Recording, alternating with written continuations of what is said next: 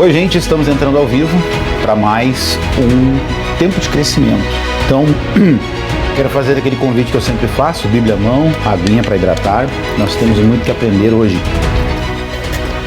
E hoje nós estamos entrando na terceira mensagem de 7, daqueles 40 dias de experiências com Jesus. Abra sua Bíblia no livro de Marcos, capítulo 5, para a gente meditar na palavra de hoje. Eu quero aproveitar para fazer uma breve introdução. A fé não elimina os problemas, mas ela nos mantém em um relacionamento com Deus em meio a eles. Essa é uma frase do devocional 40 Experiências com Deus. E ela vem de encontro à mensagem de hoje. Abra sua Bíblia em Marcos capítulo 5 para a gente meditar. Como já mencionamos em outras oportunidades, a fé não é um patuá mágico, a fé não é uma vara de condão, ela não é um elemento mágico, não. A fé, ela é um princípio. E como todo princípio, como todo fundamento, precisa ser respeitado. Quando nós o respeitamos, esse princípio nos protege. Quando nós damos obediência à palavra, somos guardados por ela. Entretanto, quando nós não respeitamos esse princípio, nós quebramos o princípio, nós também somos quebrados por ele. A fé tem a ver com o nosso relacionamento com Deus e não com as circunstâncias. Nada é mais seguro e garantido do que aquilo que confiamos a Deus. Então, olha o que a Bíblia nos diz no capítulo 5 de Marcos, no verso 24. Jesus foi com ele, no caso Jairo. Uma grande multidão seguia Jesus, apertando-o de todos os lados. Estava ali certa mulher que havia 12 anos que vinha sofrendo de uma hemorragia. Ela havia padecido muito nas mãos de vários médicos e gastado tudo o que tinha, sem contudo melhorar de saúde. Pelo contrário, piorava cada vez mais. Tendo ouvido a fama de Jesus, a mulher chegou por trás, no meio da multidão, e tocou na capa dele, porque dizia: se eu apenas tocar na roupa dele, ficarei curada. E logo a hemorragia estancou e ela sentiu no corpo que estava curada daquele mal. Jesus, reconhecendo imediatamente que dele havia saído o poder, virando-se no meio da multidão, perguntou: quem tocou na minha roupa? Os discípulos responderam: o Senhor está vendo que a multidão aperta e ainda pergunta quem me tocou? Ele, porém, olhava ao redor para ver quem tinha feito aquilo. Então a mulher, amedrontada e trêmula, ciente do que havia feito, veio, prostrou-se diante de Jesus e declarou-lhe toda a verdade. Então Jesus lhe disse: filha, a tua fé te salvou, vá em paz e fique livre deste mal. Vamos entender algumas lições, alguns princípios dessa mensagem. Primeiro, decida seguir a Jesus. No verso 24, a Bíblia diz que uma grande multidão seguia Jesus.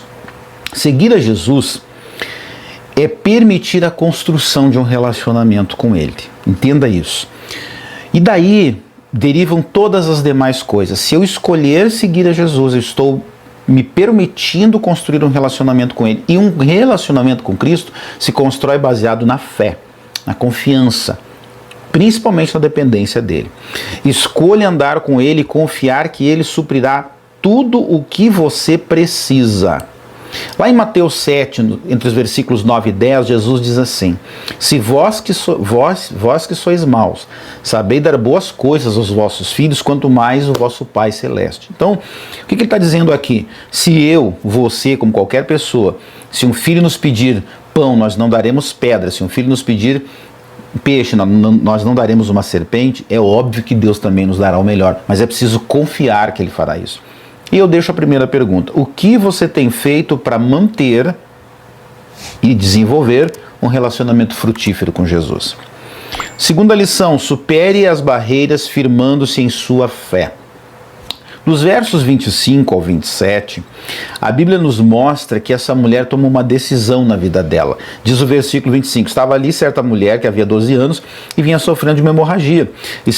Ela havia padecido muito nas mãos de vários médicos e gastado tudo que tinha, sem contudo melhorar da saúde. Pelo contrário, piorava cada vez mais. Tendo ouvido a fama de Jesus, a mulher chegou por trás, no meio da multidão, e tocou na capa dele.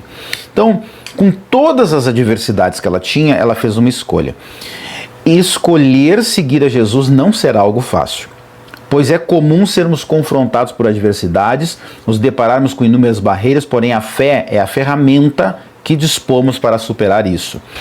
Quando colocamos o foco em algo, isso se expande, isso cresce. No caso da fé, isso também nos revigora e nos fortalece para seguirmos em frente. Talvez aquela mulher estava cansada, muito provavelmente estava cansada, esgotada de todo o sofrimento, mas ela colocou a fé dela em ação.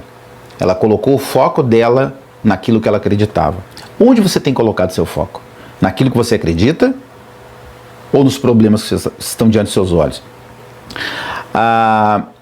Se focarmos nas adversidades, elas crescem absurdamente. Se focarmos em nosso objetivo com fé, seremos fortalecidos para prosseguirmos em direção ao alvo. Lá em Mateus 6, versículos 22 e 23, a Bíblia diz assim: se os teus olhos forem bons, todo o teu corpo terá luz. Então, se você colocar o foco no lugar certo, se você enxergar as coisas da maneira certa, os resultados virão. Talvez não do jeito que você espera, no tempo que você espera, da forma que você espera. Mas com certeza eles virão, porque Deus sabe o que é melhor para nós. E lá em Filipenses 3, versos 13 e 14, Paulo diz assim: esquecendo-me, preste atenção nisso, esquecendo-me das coisas que para trás ficam, prossigo firme para o alvo da soberana vocação de Deus em Cristo Jesus. Eu te pergunto, o que você tem deixado para trás, de lado, para focar em Cristo? Às vezes nós estamos focando em tudo. Às vezes nós temos a nossa atenção roubada por tudo e a todo tempo. Mas para andar com Cristo, você e eu precisamos aprender a deixar certas coisas de lado, certas coisas para trás. Coisas que não vão nos ajudar. Nós precisamos aprender isso. As barreiras para seguir a Cristo se multiplicam quando tiramos os olhos de Cristo, de sua palavra, para colocarmos nas dificuldades. As pessoas vivem estressadas, ansiosas e inquietas justamente por não conseguirem tirar os seus olhos das circunstâncias e olharem na direção certa. Quando Deus instruiu Josué sobre a estratégia para derrubar as muralhas de Jericó, o povo deveria se focar em rodear sem falar, para que não se focasse nas circunstâncias e assim desvanecesse na fé. Quando Deus instrui Josué, Deus diz que o povo deveria rodear sem dizer uma palavra. E só após o último dia, na hora certa, quando os sacerdotes tocassem as trombetas, então o povo deveria gritar. Por que Deus fez aquilo? Aquilo tinha um fundo didático. Se o povo avançasse, conversando, trocando informações, analisando o tamanho das muralhas, analisando a força daquelas muralhas, com certeza o povo não iria ter fé para vencer a batalha. Desistiriam no meio do caminho. E não é diferente conosco hoje. Às vezes nós temos a tendência de nos aproximar de pessoas que vão só alimentar a nossa consciência a respeito do problema e não a respeito daquilo que cremos. E aí eu trago mais uma pergunta. O que você precisa deixar para trás? Do que você precisa tirar os seus olhos para focar na coisa certa? Terceira lição. Nossas palavras retratam o que nossa mente abriga. Nos versos de número 28 e 29, nós vemos o seguinte, a declaração da mulher hemorrágica. Porque dizia, se eu apenas tocar na roupa dele, ficarei curada. E logo a hemorragia estancou e ela sentiu no corpo que estava curada daquele mal. Eu vou trazer uma frase do pastor Bill Johnson, que vem muito de encontro a esse terceiro ensinamento. Não posso me dar ao direito de ter em minha mente nenhum outro pensamento senão os de Jesus Cristo. E aí tem pessoas que deixam a sua mente ser um território fértil para tudo aquilo que não ajuda e que não produz fé. Quantas vezes nos abalamos por declarações que outras pessoas fazem sobre nós, mesmo sabendo que Cristo pensa a nosso respeito? Infelizmente, o problema não está no que os outros falam sobre nós, mas no fato de permitirmos que nossa mente abrigue algo diferente do que o Mestre diz sobre nós. Então tome muito cuidado. A Bíblia diz que a boca fala aquilo do que o coração está cheio. A boca fala aquilo que nossa mente abriga. E tenha cuidado porque as palavras, a comunicação que você faz, eu vou trazer um pouquinho de neurociência agora, a comunicação que você faz, aquilo que você comunica produz o que você pensa. O que você pensa produz o que você sente. Então tome cuidado. Cuidado com o que você tem verbalizado, cuidado com o que você tem deixado fervilhar na sua mente. E isso vai gerar um resultado, isso vai criar uma realidade. E talvez não seja a que você está esperando. Outra coisa que eu trago também, falando da neurociência, que eu quero conectar com um versículo bíblico. A neurociência afirma que aquilo que pensamos afeta a nossa estrutura cerebral. Lá em Provérbios 23:7, na primeira parte, Salomão diz assim: assim como pensou na sua alma, ele é. Ou seja, o que eu penso afeta a minha estrutura cerebral e constrói a minha realidade. Constrói aquilo que eu sinto. Além disso, as nossas palavras têm poder para afetar o nosso ambiente e a construção da nossa realidade. Lá em Provérbios 18, versos 20 e 21, a Bíblia diz que na língua está o poder da vida e da morte. E que nós nos fartamos do fruto daquilo que nós liberamos. Então, cuidado com o que você tem falado. Cuidado com o que você tem verbalizado. Cuidado com o que você pensa para você não falar bobagem e depois não se arrepender com isso. Sua mente abriga confiança em Deus ou medo e insegurança? O que suas palavras falam a esse respeito? Quarta lição: seja genuíno. Verso de número 30. Jesus, reconhecendo imediatamente que dele havia saído o poder, virando-se no meio da multidão, perguntou: quem tocou a minha roupa? Aquela mulher foi fiel ao que ela acreditava, ela foi genuína nas suas ações.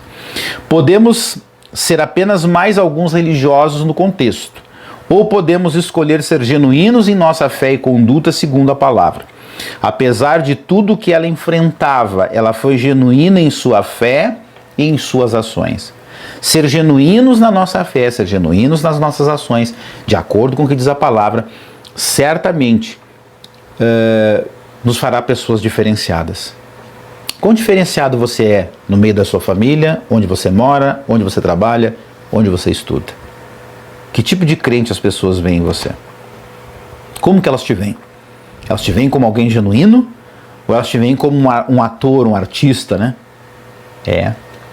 A gente precisa ser genuíno naquilo que crê e naquilo que faz. Quinta lição: não tenha medo de assumir a sua fé em Jesus.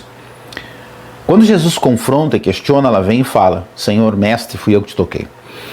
Muitas vezes as circunstâncias serão cruéis e impiedosas, porém mesmo assim não podemos temer assumir a nossa fé em Cristo. Não negocie o que você crê por causa do calor do momento que você está enfrentando.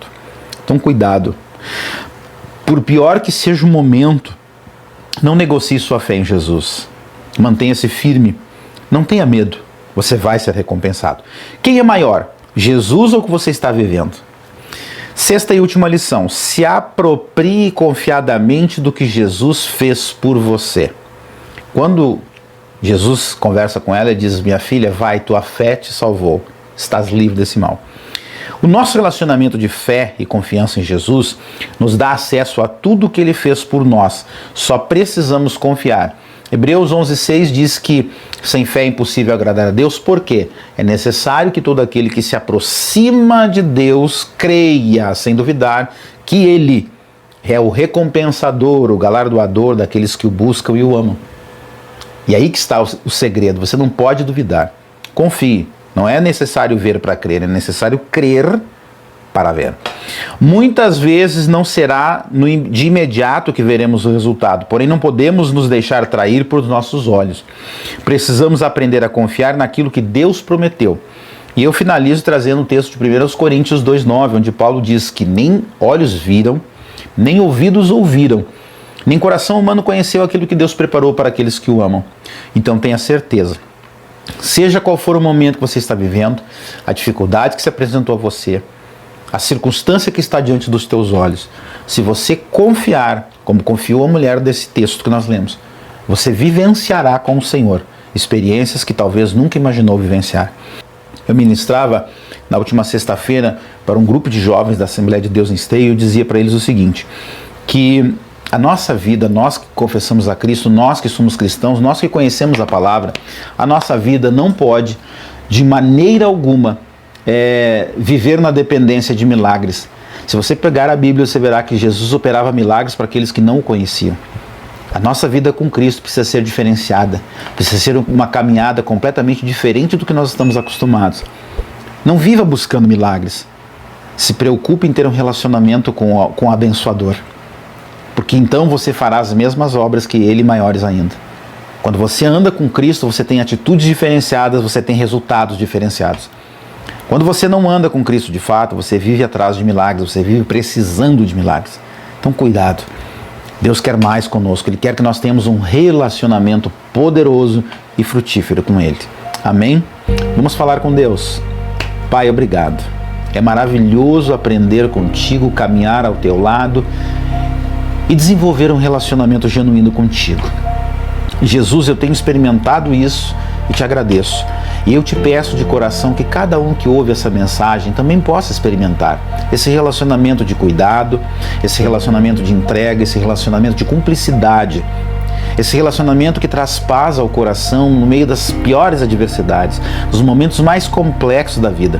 Senhor, que cada um que ouve essa mensagem possa experimentar essa novidade de vida, porque é isso que o Senhor tem para nós, e que possam se tornar agentes de transformação onde quer que estejam. Jesus, nós somos chamados para sermos e fazermos discípulos.